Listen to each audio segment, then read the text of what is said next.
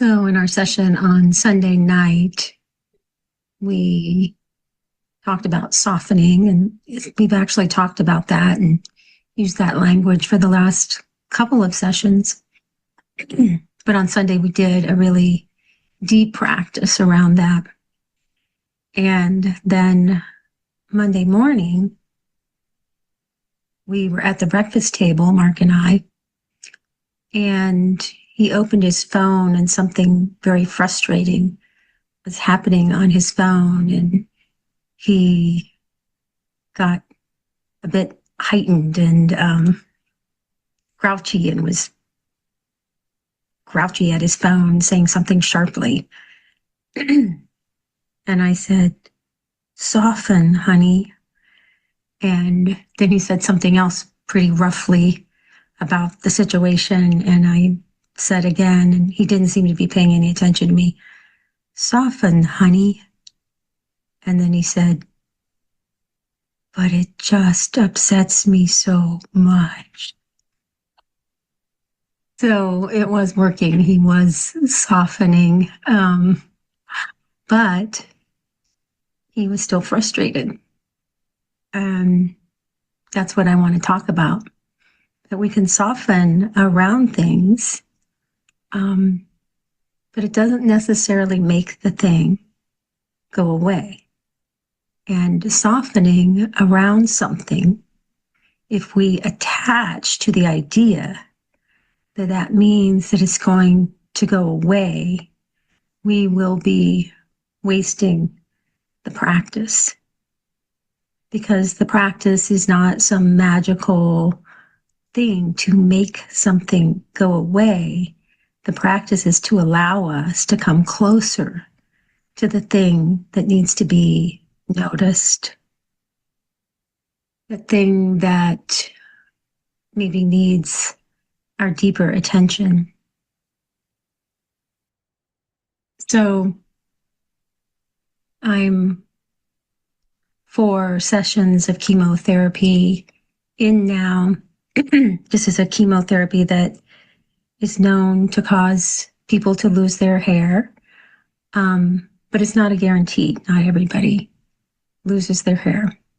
But I am losing a fair amount of mine, and the expectation, to me at least, is that it will all fall out, although I retain some hope that maybe it won't all go, but it's getting quite thin right now. And as that happens to me, as I have large handfuls of hair come out of my head after showering or in the morning, I don't feel a lot about it. I don't feel a lot of emotion around it. I don't feel particularly sad, and I don't feel a no towards it. It makes perfect sense to me that I will lose my hair and that I join a huge contingent of people who have been through this with chemotherapy and have blazed the trail for how to deal with losing your hair. But even so, sometimes the reality of it sneaks up on me. So Mark and I were out camping, and I pulled my hair back in order just to keep it out of my face for going to bed. But I came out of the tent, and he saw how it was pulled back and how much of my hair was showing, and much of my scalp was showing. And he said, "Oh, honey," and he was going to try to help me fix my hair. And I got very upset. And I know that what I was upset about was that he was seeing what my culture and therefore my ego tells me was ugly. And I felt ugly. And I felt like I needed to hide. And so I just said to him, I know what it looks like. And then it wasn't until the next morning that I found myself in the tent alone and I started crying. And I didn't know why. I just felt that there was grief present. And the grief was not connected to hair loss exactly. It wasn't connected to my ego. It was connected to loss. And that's what grief is. It's just I'm losing something that I don't want to give up. I don't want things to go this way. And even though I can surrender to the process, I can surrender to losing my hair, I still feel the loss. And I shouldn't, and we shouldn't try to bypass any of those feelings. And I think that it is the softening that actually draws us closer. It draws us closer into the deeper feelings, the truer feelings about what is actually happening there. So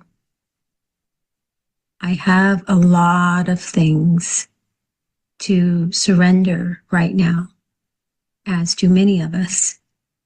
Many of us have situations in our lives that we would like for them to be different. And there is nothing wrong with that as long as we can also accept the situation. If we spend all of our energy attempting to say no to a situation or make it be different, we will exhaust ourselves and lose our truest and deepest energy. We have to find a way to come into flow with spirit, with love, with God, with source, so that we can be our truest and full selves, no matter what is happening, no matter what it is that we might have to let go of. So as we continue to soften and to surrender,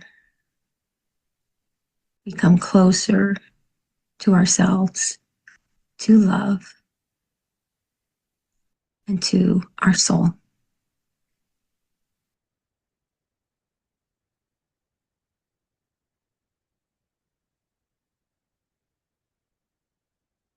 Let's do this together.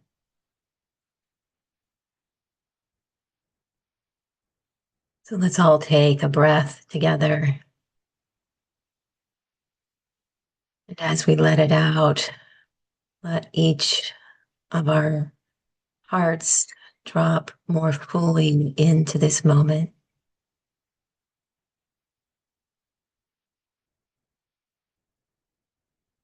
Taking another breath in, we imagine that we are a drop of water.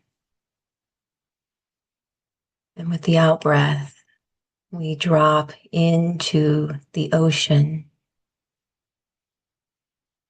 And as we enter that ocean, we can feel ourselves becoming one with the ocean of love. And we can notice in our being that we are no different than that ocean, that we are love, just like the ocean is love.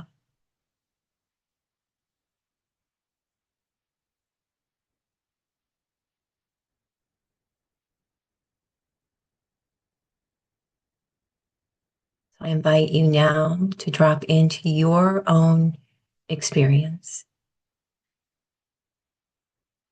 noticing whatever is happening in your heart, your body, your spirit, your mind in this moment, what you can hear, what you can see, what you can smell. Just name any experience that you're having silently to yourself.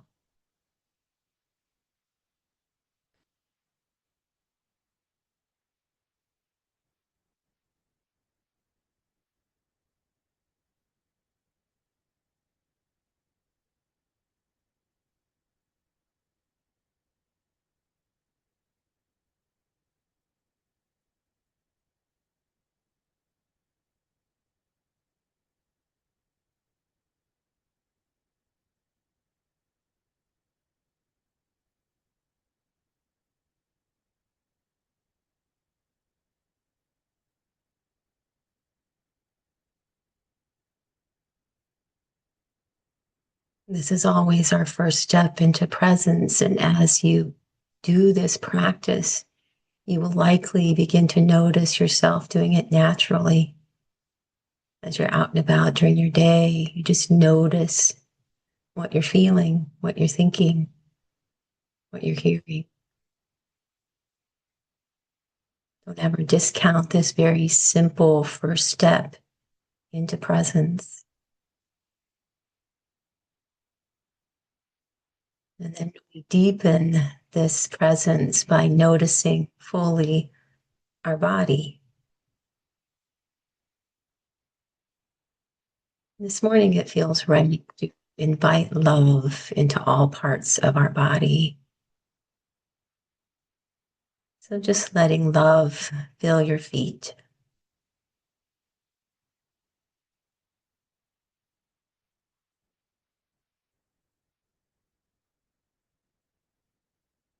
And letting love flow into and fill your lower legs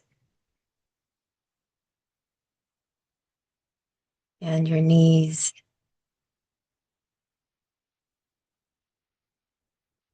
your upper legs, and your hips.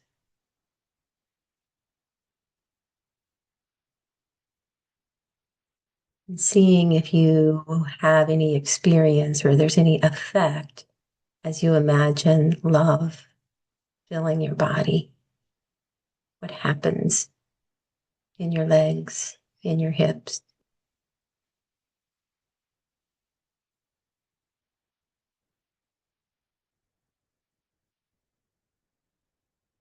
Now letting love fill your pelvis,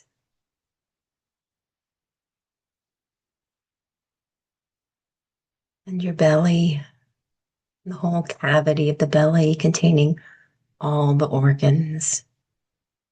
Letting love just bathe all the organs.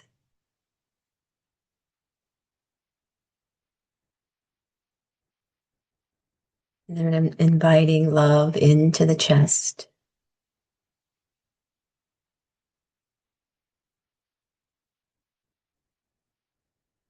And into your own beating heart.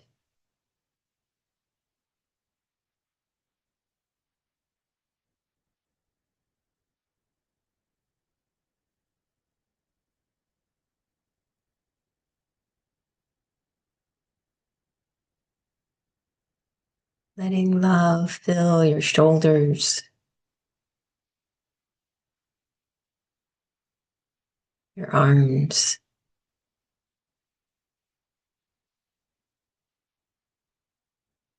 and your hands.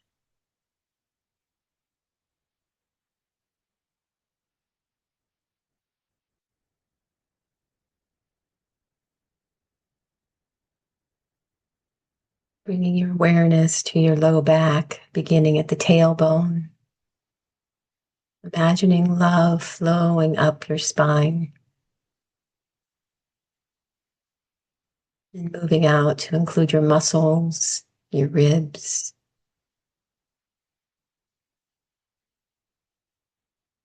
moving into the scapula, the neck,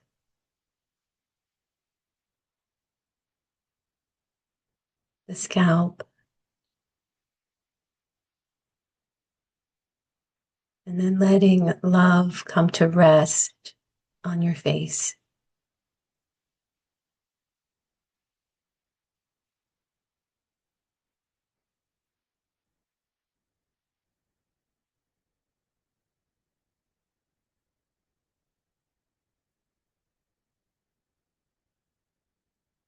And now feeling yourself as one whole physical being filled with love.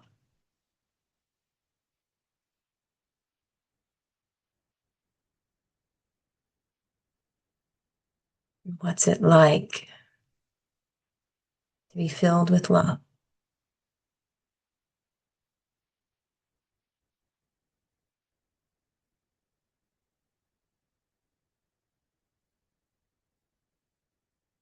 Now staying deeply grounded in the body, in this sensation of love, begin to allow love to enter your heart.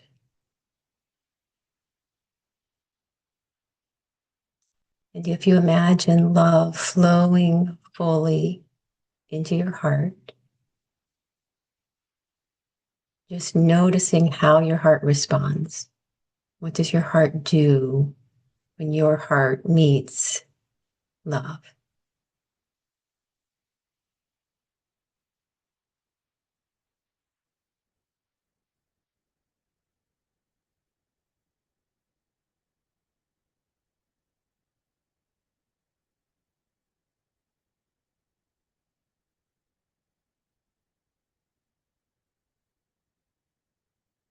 And then just continuing to let that flow keep coming, keep coming. There's no end to love. There's no end to the capacity of your heart for love.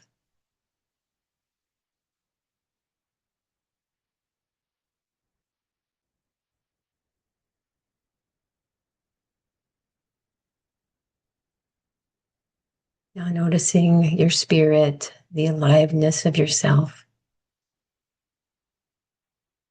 that energy or flow that moves in all your cells and all your beingness.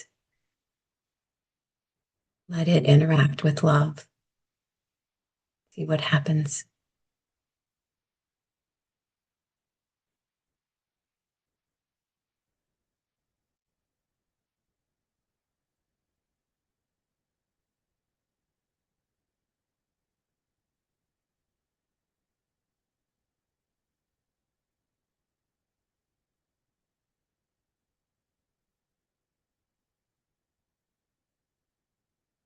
And finally, the mind. Likely the mind has begun to quiet or to settle. And letting love now flow into the mind.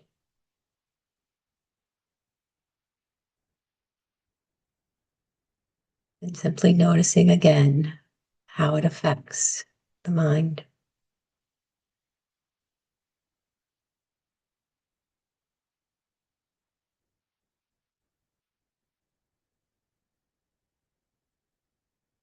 And now noticing yourself as a whole, one whole physical being, one whole emotional heart being, spirit, mind. It's all filled with love. And what seems really true to me in this moment is that this is softening. My whole being feels open as love has entered.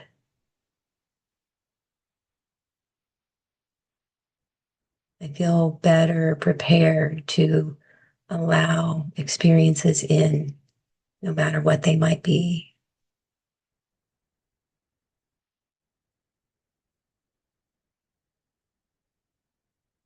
And we can actually deepen this softening experience even more by becoming aware of how the earth is holding us.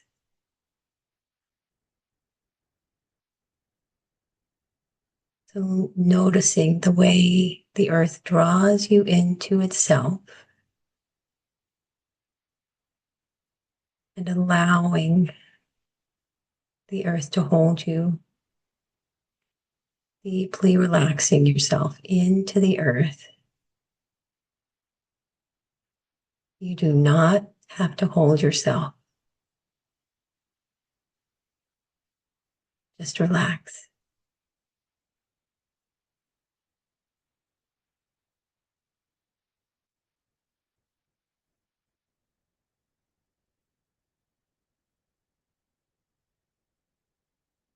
Just as the earth holds the body, so does love hold all parts of our being.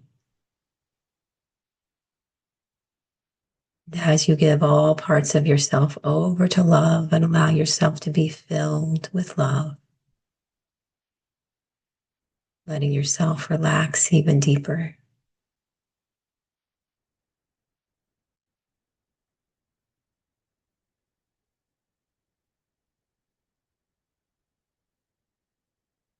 Can you feel yourself becoming softer, becoming more open, becoming less fearful?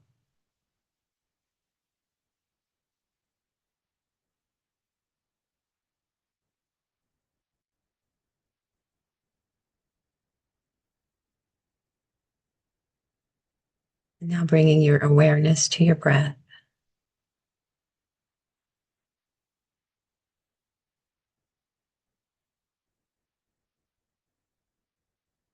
Entering into that perfectly natural flow of the breath coming in and going back out again.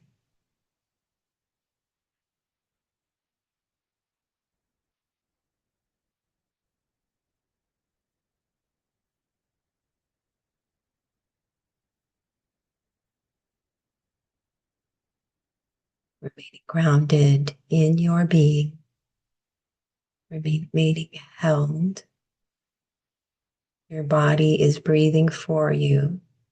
There's nothing you have to do here except observe your body breathing and this natural flow of receiving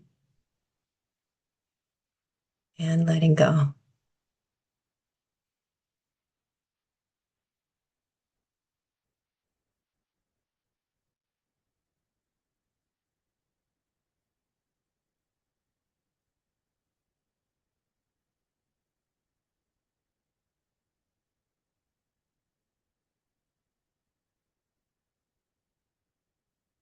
And when you feel ready, riding the wave of the out breath all the way into a complete letting go. Nothing else to do here in the practice. Just dropping into a space of simple being and love.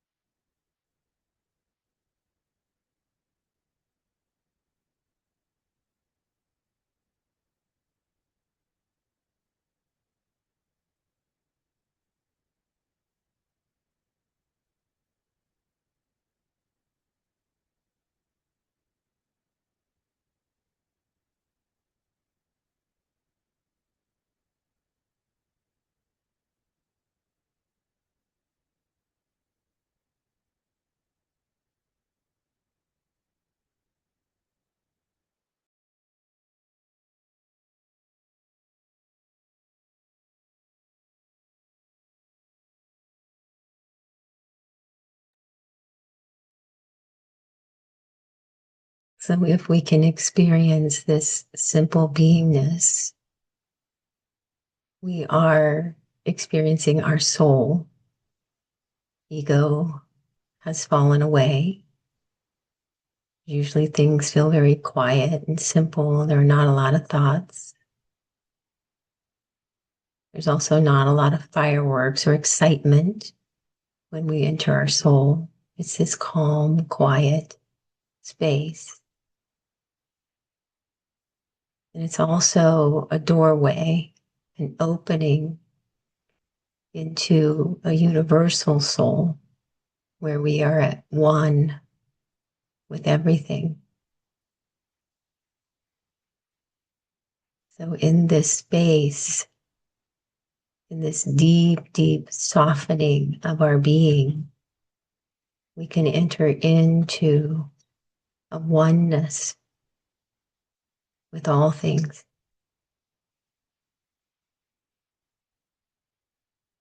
And when we are at one, we are safe. There's nothing to fear.